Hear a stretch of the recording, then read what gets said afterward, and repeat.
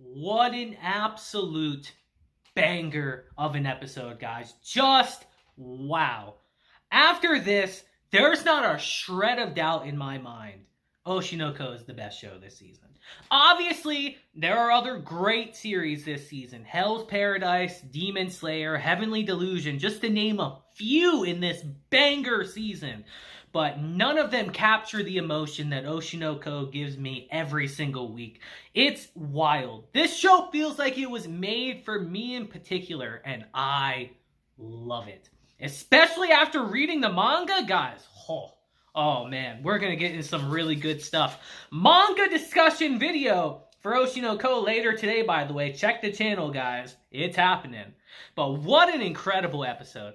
I have to say, my highlight of this episode, for sure, was just seeing the author of the manga that they were adapting just cry tears of joy that her material actually got shown the love and care that she put into it making it. That actually had me emotional, guys. What a beautiful scene that was. Just wow. But enough gushing. Let's get into it and talk about Oshi No Ko episode 4 today, because wow. So our episode begins immediately where our last one left off, as we're on the set of the TV drama they're making. As we see Aqua, who's finished his mission, decides, you know what? Since I did what I need to do, let me just kill it real quick. As we hear, due to the rain, water's getting inside the building. Including the spot actors stand, the plan for the performance is already set. And it cleverly avoids places with puddles. The spot where I enter, the set surrounding me, and positions of the cameras, the lighting. How I'll look on screen, including during the cutback. I'll hammer the scene into my head one more time. What I find so funny about this scene is that Aqua swears that he's not a good actor. But let me tell you, as someone who's done acting for years of their life, he's handling this like a professional. I love it. And it's here as we transition to the start of the scene again. We hear Kana's perspective as she tells us, the sound of the clapboard booms and the camera begins to turn. The thick, heavy air fills the set. As if a full year has been compressed down, time feels weighty and intense as it passes. It's a very long moment which seems to question life itself. As we just hear, my name is Kana Arama. When I was little, I was called a genius and everyone showered me with attention. But I don't know whether it was a matter of talent, the whims of the public, or not putting in as much effort as I should have. But anything and everyone inevitably loses popularity in time. These days, people online call me a has-been child actor. Around the time I was in grade school, I'd apparently already become washed up. But I diligently clung to the industry, and I finally landed a long-sought leading role. And I want to make it a good show at all costs. I'll even grasp at straws if I must. Now, to clarify this scene, this is the reason she asked Aqua to be here in the first place. She's using him to make this show successful, as she even said in the last week's episode. It's a little manipulative, but it makes sense because she knows how talented he is.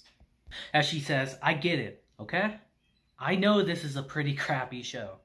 The performances lack the fundamentals of acting themselves.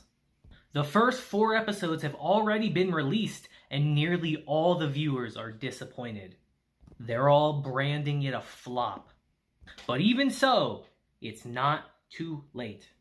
This is the manga's most famous scene of all. The showdown between the protagonist and stalker. A girl who does not know love is protected by someone for the first time, and she sheds tears. I cry every time I read this part in the manga, and I love the scene so much I've read it time and again. If I can synchronize with my co-star, make him look good, and turn in a supreme performance, then surely there's still hope for this show. But it's here as we see how absolutely dog shit her co-star is. She realizes this is impossible to do. He sucks too badly. As she says, why is the chief director and his team okay with this performance? It sucks. Isn't this supposed to be a more tense, scary, spine-chilling scene? Do they not care about the acting at all? But it's here in this moment right now. You wanted a spine-chilling scene? And we get it as Aqua makes his appearance. As even the people behind the scenes are like, wow, he's really going off script right now.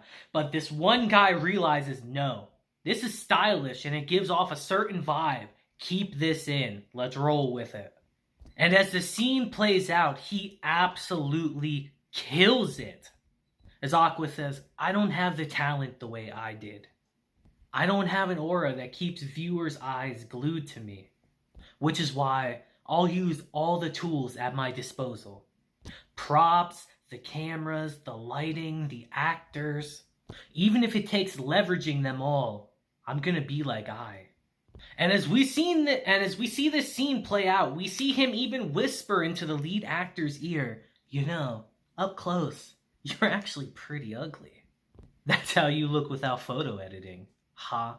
As we see, he really gets heated as Aqua brings out his real, raw emotions in this scene. As even the people behind the scenes, who we know don't care about the acting, realize that, no, keep the camera on him now. More lights. This is brilliant. As we see the scene start to perfectly mirror the manga panels. As Kana says, the directional intent, composition, tempo, there's meaning behind it all.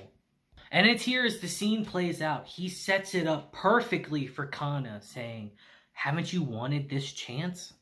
I'm giving you this chance. Now give it your all, Kana Arima. As Aqua says, the lead actress's tears are the highlight of this scene. To make that aspect shine brightly, I'll bring darkness to this scene. And the really sad part about this is that he plays this character a bit too well because he knows firsthand people like this from his past. It's kind of sad when you think of it from that perspective, but he plays the role brilliantly. As we see that Kana sticks the landing to perfection. So much so that even Aqua is taken aback after witnessing her kill this scene. And as we transition to after the scene, the lead actor even tells Aqua, yo, I'm sorry about that. My punch connected, didn't it? I ended up swinging a bit too hard in our scene. As Aqua tells him, don't worry about it. I got in front of your punch on purpose. As he tells him, you actually turned in a good performance for once. Look at that. And thanks to that, it seems like Kana was able to pull out all the stops as well. It's a win-win. And it's here as we transition to the final scene of the show. As we see this scene is about the face of a maiden who's fallen in love with the protagonist. We see Kana give her most genuine, heartfelt smile yet. And it made me smile watching it, to be honest. It was great. And it's here we transition to my favorite scene of the episode, as we actually transition to the mangaka of Sweet Today actually going over the episode itself. As we see that her assistants have just flat out given up on the series, saying, you ran yourself ragged drawing that manga, so for them to wing it and make a mockery of a TV drama with it, it's just too frustrating for me to watch. And this feeling, I know, has to be all too prevalent in the industry, to put everything into your series and for them to make a mockery of it. It has to feel awful. As the mangaka says herself, I knew it'd be like this from the start. They're adapting a manga that's already finished with no hope for further growth. I'm just thankful there's a version of the story with movement. All the manga artists who've had their works adapted say not to get your hopes up. At first, all manga artists have big smiles on their faces as they think, that'd be nice, I'd be happy if they made a show out of my series. But by the end of it, they're left looking dejected. As we saw how heartbroken she was last week. As she says that's just how it goes with adaptations to other media. But that said, there's still light at the end of this tunnel. And after watching the performance that Aqua and Kana put into the performance, she tells herself, I'm glad that my work got a TV adaptation after all, as she is moved to tears. And this by far is my favorite scene in the episode. It's a legitimate, beautiful scene that actually had me feeling a little emotional when I was watching it, I'll be honest. This was amazing.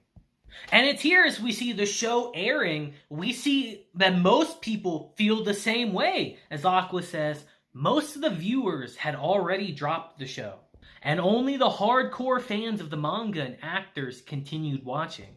The final episode didn't go viral or become a hot topic of conversation, but within certain smaller circles, it garnered passionate praise.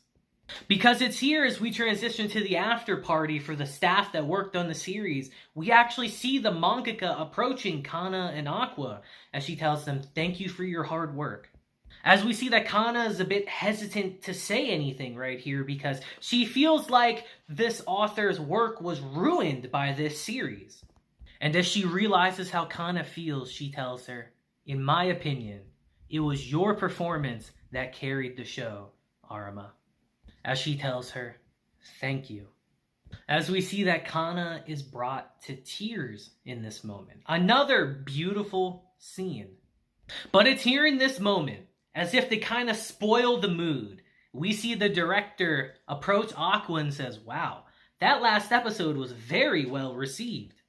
As Aqua thinks to himself, I submitted this producer's cigarette butts for testing, and I learned we are not related whatsoever, which in a way was a relief. But it's here the producer says something a little strange to Aqua, as he says, you're with Strawberry Productions, right? Your face is very similar to Ai's. And this immediately piques Aqua's interest. As the producer says, yeah, I used to see her up close all the time. I'm sure you look like her. As Aqua asks him, what kind of relationship did you have with Ai? As the producer says, oh, we worked together when I was acting as an intermediary for fashion magazine models.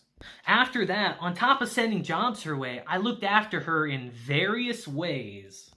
I introduced her to quality clients, recommended good restaurants, and such when she was meeting up with a guy unbeknownst to her agency, so on and so forth. As Aqua immediately picks up on that and says, do you know who she was meeting? As the producer tells him, well, I don't really mind telling you, but I want something in return. You have a beautiful face that much resembles Ai's. Would you be interested in a reality dating show? And even I'm just like, wait, what? To be blunt with you guys, I kind of want to see that. That seems like it'd be kind of fun. Reality dating show. But for now, let's put that thought on the back burner because it's time to transition to their first day of this school, actually. As Kana approaches them and says, congrats on starting school here, Aqua.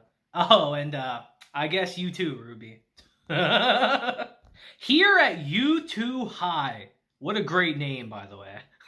Though the class schedule is more flexible compared to other high schools, you'll still have to repeat a year if you get failing marks or don't attend enough classes. And the curriculum itself really isn't that different.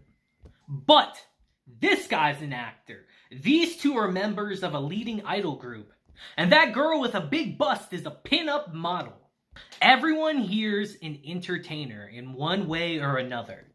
Out of all the high schools in Japan, this one has the most people who are in the spotlight.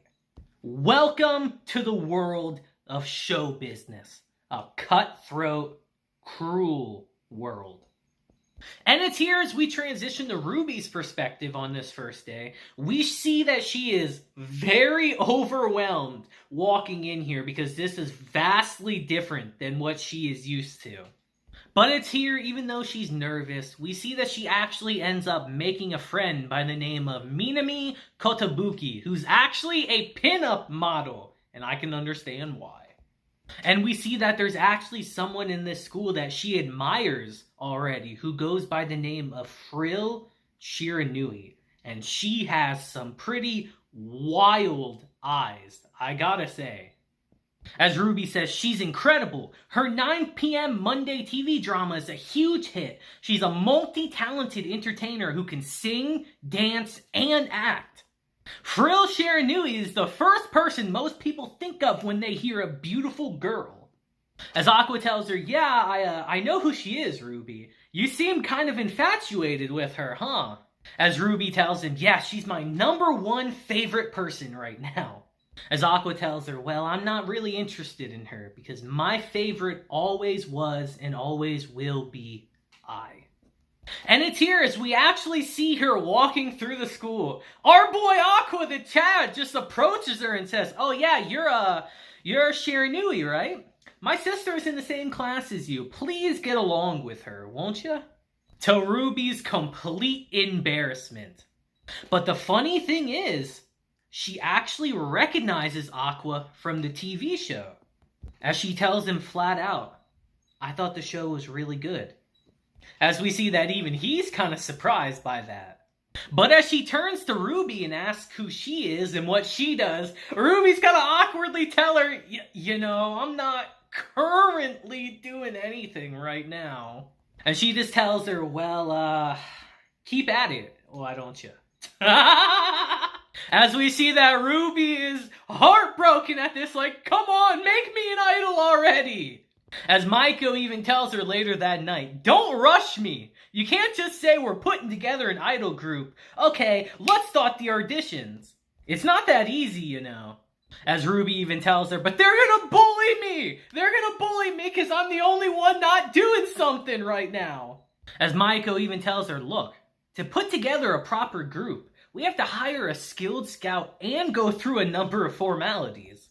And I'm having some real trouble finding cute girls. As she says, a freelancer would be one thing, but I don't want any trouble with another agency, Ruby. But it's here upon hearing that, Aqua says, well, if it's a freelancer you want, I know someone. On top of being a freelancer, she doesn't have much work considering how well known she is. And she has a cute face too, as he mentions Kana. And with that, our episode ends. And man, just what a great episode this was, guys. This is kind of like the highlight of my reviews I do right now, guys. This is easily the show that I have the most life in when we're reviewing because I just love it so much. It just puts such a huge smile on my face. And I hope my reviews can do the same for you guys. Because man, this series is only going to get better as we keep progressing, and I'm here for it, and I hope you guys are too. It's just so fun, such a great series, just good vibes all around, even though we're going to get into some pretty serious topics soon. But that's the charm of this series, that we can balance the good, the bad, and the ugly, and make something great out of it, like this series. So let me know your thoughts down below in the comments, because I would love to hear them. But until next time, guys, I hope you have a great day, week, month, and year. And until then, deuces, have a blessed day, and I'll see you guys next time. Deuces.